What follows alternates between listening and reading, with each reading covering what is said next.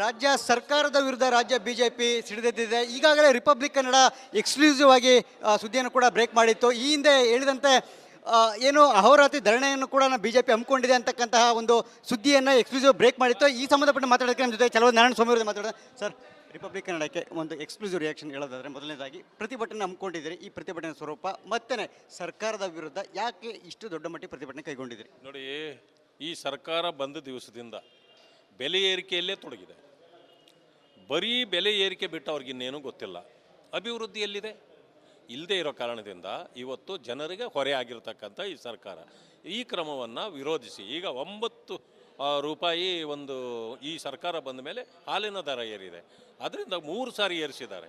Alcohol ಏರಿದೆ, stamp ಡ್ಯೂಟಿಗಳು ಏರಿದೆ, ಮೆಟ್ರೋದು ಏರಿದೆ, ಬಸ್ ದರ ಏರಿದೆ. ಎಷ್ಟು ಹೇಳ್ಬೋದು? ಈಗ ಈ ಕಾರಣಕ್ಕೆ ನಾವೇನು ಮಾಡ್ತಾಯಿದ್ದೀವಿ, ಈಗ 2ನೇ ತಾರೀಕು ಮತ್ತು 3ನೇ ತಾರೀಕು ಅಹೋರಾತ್ರಿ ಧರಣಿಯನ್ನು 11 to 11 ಬೆಳಗ್ಗೆ 11ರವರೆಗೆ ನಾವು ಮಾಡಬೇಕು ಅಂತೇಳಿ ತೀರ್ಮಾನ ಮಾಡಿದ್ದೀವಿ. ಅದೇ ಸಂದರ್ಭದಲ್ಲಿ 18 ಶಾಸಕರನ್ನೇನು ಇವತ್ತು ಅಮಾನತುಗೊಳಿಸಿದ್ದಾರೆ, ಅದನ್ನು ಏದೋ ಕಾನೂನು ವಿರೋಧಿ ಕ್ರಮ ಅಂತೇಳಿ ಅದನ್ನು ಕೂಡ ನಾವು ಮಾಡ್ತಾಯಿದ್ದೀವಿ. ಹಾಗೇನೇ ಈ ಒಂದು ಪ್ರತಿಭಟನೆಯಿಂದ ಬೆಲೆ ಏರಿಕೆ ವಾಪಸ್ ತಗ್ಗುತ್ತಾ, ಅಥವಾ 18 ಶಾಸಕರ ಅಮಾನತನ್ನು ನೀವೇನು ಆಗ್ರಹಿಸ್ತಾ ಇದ್ದೀರಿ ವಾಪಸ್ ತಗೊಳ್ಳೋಂಥ ವಿಶ್ವಾಸ ಇದೆಯಾ? ತಗೊಳ್ಳೇಬೇಕು ಅವರು. ಅದು ಕಾನೂನು ಬಾಹಿರ, ಅದು ಕಾನೂನು ವಿರುದ್ಧವಾಗಿ ಮಾಡಿರ್ತಕ್ಕಂಥದ್ದು ಸ್ಪೀಕರು. ಯಾಕೆಂತಂದರೆ 60 ದಿನಗಳ ಕಾಲ ನೀವು ಅವರನ್ನು ಹೊರಗಡೆ ಇಟ್ಟುಬಿಟ್ರೆ 60 ದಿನ ಅವರು ಸದಸ್ಯರಾಗಿ ಮುಂದುವರಿಲಿಲ್ಲ ಅಂತಂದರೆ ಅವರ ಸದಸ್ಯತ್ವನೇ ರದ್ದು ಮಾಡಬೇಕು ಅಂತೇಳಿ ಕಾನೂನಲ್ಲಿದೆ. ನೀವು 6 ತಿಂಗಳು ಮಾಡಿದ್ದೀರಿ, 180 ದಿನ ಅಂದಮೇಲೆ ನೀವು ಆ ಜಾಗವನ್ನು ತುಂಬಬೇಕಾಗತ್ತೆ ಕಾನೂನು ಪ್ರಕಾರ. ಸ್ಪೀಕರ್ ಅವ್ರಿಗೆ ಇದರ ಒಂದು ಕಾನೂನು ಅರಿವು ಇರಲಿಲ್ವಾಗಿದ್ರೆ ಅಲ್ಲ, ಇದು ಇತ್ತು ಅಂತ ನಾನು ಹಿಂಗೆ ಹೇಳಲಿ. ಈಗ ಇವರು ಈ ರೀತಿ ಮಾಡಿದ್ರಿಂದ ಜೊತೆಗೆ ಯಾರಾದರೂ ಕೇಳಿದರೆ ಬೇರೆ ಸ್ಪೀಕರ್ಗಳಿಗೆ ಗಟ್ಸ್ ಇರಲಿಲ್ಲ, ನನಗೆ ಗಟ್ಸ್ ಇದೆ ಮಾಡಿದ್ದೀನಿ. ನೀವು ಗಟ್ಸನ್ನು ಪ್ರಯೋಗ ಮಾಡ್ತಾ ಇದ್ದೀರಾ ಇಲ್ಲಿ? ಯಾವ ಥರ ಗಟ್ಸು ಇದು ಕಾನೂನು ತಳಗಡೆ ಇರ್ತಕ್ಕಂಥ ಗಟ್ಸಾ? ಅದು ನಮ್ಮ ಪ್ರಶ್ನೆ ಇರ್ತಕ್ಕಂಥದ್ದು. ಅಹೋರಾತ್ರಿ ಧರಣಿ ಇದೆ, ಅಹೋರಾತ್ರಿ ಧರಣಿಯಲ್ಲಿ ಯಾರೆಲ್ಲ ಭಾಗಿಯಾಗ್ತಿದ್ರೆ ಮತ್ತೆ ಅವತ್ತು ಯಾವ ರೀತಿ ಇರುತ್ತೆ ಆ ಇಡೀ ರಾತ್ರಿ ಯಾವ ರೀತಿ? ನೋಡಿ, ಎಲ್ಲ ಶಾಸಕರು, ಯಾವ ಕಂಟೆಸ್ಟೆಡ್ ಅಭ್ಯರ್ಥಿಗಳು ಮತ್ತು ಜಿಲ್ಲಾ ಅಧ್ಯಕ್ಷರುಗಳು, ಅನೇಕ ಲೀಡರ್ಗಳು, MP ಗಳು ಎಲ್ಲರೂ ಸೇರಿ ನಾವು ಅಹೋರಾತ್ರಿ ಧರಣಿ ಮಾಡ್ತೇವೆ. ರಾತ್ರಿ ಯಾವ ರೀತಿಯಾಗಿ ಪ್ರತಿಭಟನೆ ಇರುತ್ತೆ ಸರ್ ಇಡೀ ರಾತ್ರಿ? ಯಾಕೆಂತಂದರೆ ಇರುತ್ತೋ ರಾತ್ರಿನೂ ಹಾಗೆ ಇರುತ್ತೆ, ಅದೇನು ಇದಿರೋದಿಲ್ಲ. ಎಷ್ಟೊತ್ತಿಗೆ ಇದು ಇರುತ್ತೋ ಅದಾದಮೇಲೆ ಊಟ ಆದ ನಂತರ ರೆಸ್ಟ್ ಮಾಡೋರು ಮಾಡ್ಬೋದು, ಬಟ್ ಅಲ್ಲೇ ಇರ್ತೇವೆ. ಅದು ಧರಣ. ಮುಸ್ಲಿಂ ಮೀಸಲಾತಿ ವಿಚಾರವಾಗಿ ಜನಾಂದೋಲನ ಕೈಗೊಂಡಿದೆ, ಅದು ರಾಜ್ಯಾದ್ಯಂತ ಕೂಡ ಇದು ಕೂಡ ದೊಡ್ಡ ಮಟ್ಟದಲ್ಲಿ ಸರ್ಕಾರಕ್ಕೆ ಬಿಸಿ ಮುಟ್ಟಿಸೋಕೆ ಮುಂದಾಗಿದ್ರೆ ಇದರ ಒಂದು ಪ್ರೋಸೆಸ್ ಅಂದರೆ ಯಾವ ರೀತಿಯಾಗಿರುತ್ತೆ ಈ ಜನಾಂದೋಲನ? ಸರ್ಕಾರದಲ್ಲಿ ಇರ್ತಕ್ಕಂಥ ನ್ಯೂನ್ಯತೆಗಳು ಒಂದೆರಡಲ್ಲ, ಹಲವಾರು ಇದೆ. ಆದರೆ ಕಾನೂನಾತ್ಮಕವಾಗಿ ಮಾಡಬೇಕಾದ ವಿಚಾರಗಳನ್ನು ಬಿಟ್ಟು ಅವ್ರೇನು ಮಾಡ್ತಿದ್ದಾರೆ, ಇವತ್ತಿನ ದಿವಸ ಕಾನೂನು ವಿರುದ್ಧವಾಗಿ ಮಾಡ್ತಿದ್ದಾರೆ.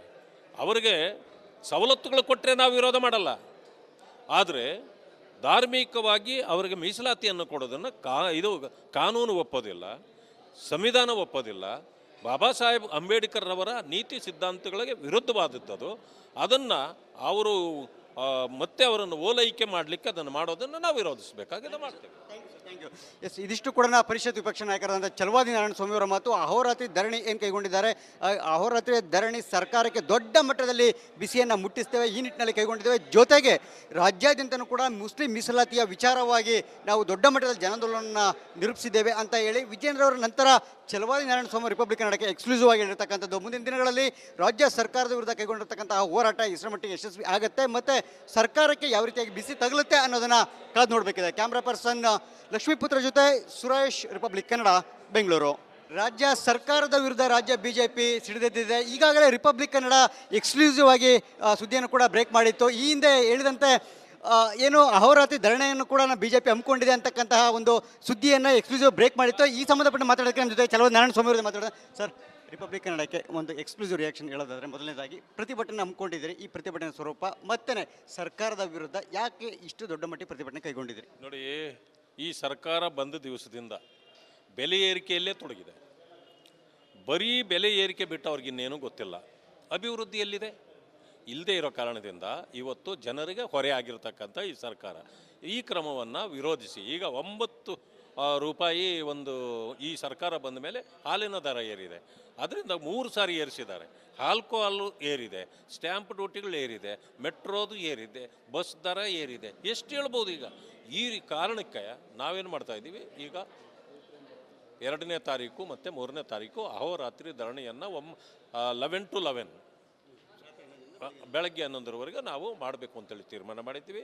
ಅದೇ ಸಂದರ್ಭದಲ್ಲಿ 18 ಶಾಸಕರನ್ನೇನು ಇವತ್ತು ಅಮಾನತುಗೊಳಿಸಿದ್ದಾರೆ ಅದನ್ನು ಏದೋ ಕಾನೂನು ವಿರೋಧಿ ಕ್ರಮ ಅಂತೇಳಿ ಅದನ್ನು ಕೂಡ ನಾವು ಮಾಡ್ತಾ ಇದ್ದೀವಿ. ಹಾಗೇನೇ ಈ ಒಂದು ಪ್ರತಿಭಟನೆಯಿಂದ ಬೆಲೆ ಏರಿಕೆ ವಾಪಸ್ ತಗ್ಗುತ್ತಾ ಅಥವಾ 18 ಶಾಸಕರ ಅಮಾನತನ್ನು ನೀವೇನು ಆಗ್ರಹಿಸ್ತಾ ಇದ್ದೀರಿ ವಾಪಸ್ ತಗೊಳ್ಳೋಂಥ ವಿಶ್ವಾಸ ಇದೆಯಾ? ತಗೊಳ್ಳೇಬೇಕು ಅವರು. ಅದು ಕಾನೂನು ಬಾಹಿರ, ಅದು ಕಾನೂನು ವಿರುದ್ಧವಾಗಿ ಮಾಡಿರ್ತಕ್ಕಂಥದ್ದು ಸ್ಪೀಕರು. ಯಾಕೆ ಅಂತಂದರೆ 60 ದಿನಗಳ ಕಾಲ ನೀವು ಅವರನ್ನು ಹೊರಗಡೆ ಇಟ್ಟುಬಿಟ್ರೆ 60 ದಿನ ಅವರು ಸದಸ್ಯರಾಗಿ ಮುಂದುವರಿಲಿಲ್ಲ ಅಂತಂದರೆ ಅವರ ಸದಸ್ಯತ್ವನೇ ರದ್ದು ಮಾಡಬೇಕು ಅಂತೇಳಿ ಕಾನೂನಿದೆ. ನೀವು 6 ತಿಂಗಳು ಮಾಡಿದ್ದೀರಿ, 180 ದಿನ ಅಂದಮೇಲೆ ನೀವು ಆ ಜಾಗವನ್ನು ತುಂಬಬೇಕಾಗತ್ತೆ ಕಾನೂನು ಪ್ರಕಾರ. ಸ್ಪೀಕರ್ ಅವ್ರಿಗೆ ಇದರ ಒಂದು ಕಾನೂನು ಅರಿವು ಇರಲಿಲ್ವಾಗಿದ್ರೆ ಅಲ್ಲ, ಇದು ಇತ್ತು ಅಂತ ನಾನು ಹಿಂಗೆ ಹೇಳಲಿ. ಈಗ ಇವರು ಈ ರೀತಿ ಮಾಡಿದ್ರಿಂದ ಜೊತೆಗೆ ಯಾರಾದರೂ ಕೇಳಿದ್ರೆ ಬೇರೆ ಸ್ಪೀಕರ್ಗಳಿಗೆ ಗಟ್ಸ್ ಇರಲಿಲ್ಲ, ನನಗೆ ಗಟ್ಸ್ ಇದೆ ಮಾಡಿದ್ದೀನಿ. ನೀವು ಗಟ್ಸನ್ನು ಪ್ರಯೋಗ ಮಾಡ್ತಾ ಇದ್ದೀರಾ ಇಲ್ಲಿ? ಯಾವ ಥರ ಗಟ್ಸು ಇದು ಕಾನೂನು ತಳಗಡೆ ಇರ್ತಕ್ಕಂಥ ಗಟ್ಸಾ? ಅದು ನಮ್ಮ ಪ್ರಶ್ನೆ ಇರ್ತಕ್ಕಂಥದ್ದು. ಅಹೋರಾತ್ರಿ ಧರಣಿ ಇದೆ, ಅಹೋರಾತ್ರಿ ಧರಣಿಯಲ್ಲಿ ಯಾರೆಲ್ಲ ಭಾಗಿಯಾಗ್ತಿದ್ರೆ ಮತ್ತೆ ಅವತ್ತು ಯಾವ ರೀತಿ ಇರುತ್ತೆ ಆ ಇಡೀ ರಾತ್ರಿ ಯಾವ ರೀತಿ? ನೋಡಿ, ಎಲ್ಲ ಶಾಸಕರು, ಯಾವ ಕಂಟೆಸ್ಟೆಡ್ ಅಭ್ಯರ್ಥಿಗಳು ಮತ್ತು ಜಿಲ್ಲಾ ಅಧ್ಯಕ್ಷರುಗಳು, ಅನೇಕ ಲೀಡರ್ಗಳು, MP ಗಳು ಎಲ್ಲರೂ ಸೇರಿ ನಾವು ಅಹೋರಾತ್ರಿ ಧರಣಿ ಮಾಡ್ತೇವೆ. ರಾತ್ರಿ ಯಾವ ರೀತಿಯಾಗಿ ಪ್ರತಿಭಟನೆ ಇರುತ್ತೆ ಸರ್ ಇಡೀ ರಾತ್ರಿ? ಯಾಕೆಂತಂದ್ರೆ ಇರುತ್ತೋ ರಾತ್ರಿನೂ ಹಾಗೆ ಇರುತ್ತೆ, ಅದೇನು ಇದಿರೋದಿಲ್ಲ. ಎಷ್ಟೊತ್ತಿಗೆ ಇದು ಇರುತ್ತೋ ಅದಾದಮೇಲೆ ಊಟ ಆದ ನಂತರ ರೆಸ್ಟ್ ಮಾಡೋರು ಮಾಡ್ಬೋದು, ಬಟ್ ಅಲ್ಲೇ ಇರ್ತೇವೆ. ಅದು ಧರಣ. ಮುಸ್ಲಿಂ ಮೀಸಲಾತಿ ವಿಚಾರವಾಗಿ ಜನಾಂದೋಲನ ಕೈಗೊಂಡಿದೆ, ಅದು ರಾಜ್ಯಾದ್ಯಂತ ಕೂಡ ಇದು ಕೂಡ ದೊಡ್ಡ ಮಟ್ಟದಲ್ಲಿ ಸರ್ಕಾರಕ್ಕೆ ಬಿಸಿ ಮುಟ್ಟಿಸೋಕೆ ಮುಂದಾಗಿದ್ರೆ ಇದರ ಒಂದು ಪ್ರೋಸೆಸ್ ಅಂದರೆ ಯಾವ ರೀತಿಯಾಗಿರುತ್ತೆ ಈ ಜನಾಂದೋಲನ? ಸರ್ಕಾರದಲ್ಲಿ ಇರತಕ್ಕಂಥ ನ್ಯೂನ್ಯತೆಗಳು ಒಂದೆರಡಲ್ಲ, ಹಲವಾರು ಇದೆ. ಆದರೆ ಕಾನೂನಾತ್ಮಕವಾಗಿ ಮಾಡಬೇಕಾದ ವಿಚಾರಗಳನ್ನು ಬಿಟ್ಟು ಅವ್ರೇನು ಮಾಡ್ತಿದ್ದಾರೆ, ಇವತ್ತಿನ ದಿವಸ ಕಾನೂನು ವಿರುದ್ಧವಾಗಿ ಮಾಡ್ತಿದ್ದಾರೆ. ಅವರಿಗೆ ಸವಲತ್ತುಗಳು ಕೊಟ್ಟರೆ ನಾವು ವಿರೋಧ ಮಾಡಲ್ಲ, ಆದರೆ ಧಾರ್ಮಿಕವಾಗಿ ಅವರಿಗೆ ಮೀಸಲಾತಿಯನ್ನು ಕೊಡೋದನ್ನು ಇದು ಕಾನೂನು ಒಪ್ಪೋದಿಲ್ಲ, ಸಂವಿಧಾನ ಒಪ್ಪೋದಿಲ್ಲ. ಬಾಬಾ ಸಾಹೇಬ್ ಅಂಬೇಡ್ಕರ್ ಅವರ ನೀತಿ ಸಿದ್ಧಾಂತಗಳಿಗೆ ವಿರುದ್ಧವಾದದ್ದು. ಅದನ್ನು ಅವರು ಮತ್ತೆ ಅವರನ್ನು ಓಲೈಕೆ ಮಾಡಲಿಕ್ಕೆ ಅದನ್ನು ಮಾಡೋದನ್ನು ನಾವು ವಿರೋಧಿಸಬೇಕಾಗಿದೆ, ಮಾಡ್ತೇವೆ. ಎಸ್, ಇದಿಷ್ಟು ಕೂಡ ಪರಿಷತ್ ವಿಪಕ್ಷ ನಾಯಕರಾದಂಥ ಛಲವಾದಿ ನಾರಾಯಣ ಸ್ವಾಮಿ ಅವರ ಮಾತು. ಅಹೋರಾತ್ರಿ ಧರಣಿ ಏನು ಕೈಗೊಂಡಿದ್ದಾರೆ, ಅಹೋರಾತ್ರಿ ಧರಣಿ ಸರ್ಕಾರಕ್ಕೆ ದೊಡ್ಡ ಮಟ್ಟದಲ್ಲಿ ಬಿಸಿಯನ್ನು ಮುಟ್ಟಿಸ್ತೇವೆ, ಈ ನಿಟ್ಟಿನಲ್ಲಿ ಕೈಗೊಂಡಿದ್ದೇವೆ. ಜೊತೆಗೆ ರಾಜ್ಯಾದ್ಯಂತನೂ ಕೂಡ ಮುಸ್ಲಿಂ ಮೀಸಲಾತಿಯ ವಿಚಾರವಾಗಿ ನಾವು ದೊಡ್ಡ ಮಟ್ಟದಲ್ಲಿ ಜನಾಂದೋಲನ ನಿರೂಪಿಸಿದ್ದೇವೆ ಅಂತ ಹೇಳಿ ವಿಜೇಂದ್ರ ಅವರ ನಂತರ ಛಲವಾದಿ ನಾರಾಯಣ ಸ್ವಾಮಿ ರಿಪಬ್ಲಿಕ್ ಕನ್ನಡಕ್ಕೆ ಎಕ್ಸ್ಕ್ಲೂಸಿವ್ ಆಗಿ ಹೇಳಿರ್ತಕ್ಕಂಥದ್ದು. ಮುಂದಿನ ದಿನಗಳಲ್ಲಿ ರಾಜ್ಯ ಸರ್ಕಾರದ ವಿರುದ್ಧ ಕೈಗೊಂಡಿರ್ತಕ್ಕಂತಹ ಹೋರಾಟ ಎಷ್ಟರ ಮಟ್ಟಿಗೆ ಯಶಸ್ವಿ ಆಗುತ್ತೆ ಮತ್ತು ಸರ್ಕಾರಕ್ಕೆ ಯಾವ ರೀತಿಯಾಗಿ ಬಿಸಿ ತಗಲುತ್ತೆ ಅನ್ನೋದನ್ನು ಕಾದು ನೋಡಬೇಕಿದೆ. ಕ್ಯಾಮ್ರಾ ಪರ್ಸನ್ ಲಕ್ಷ್ಮೀಪುತ್ರ ಜೊತೆ ಸುರೇಶ್, ರಿಪಬ್ಲಿಕ್ ಕನ್ನಡ, ಬೆಂಗಳೂರು.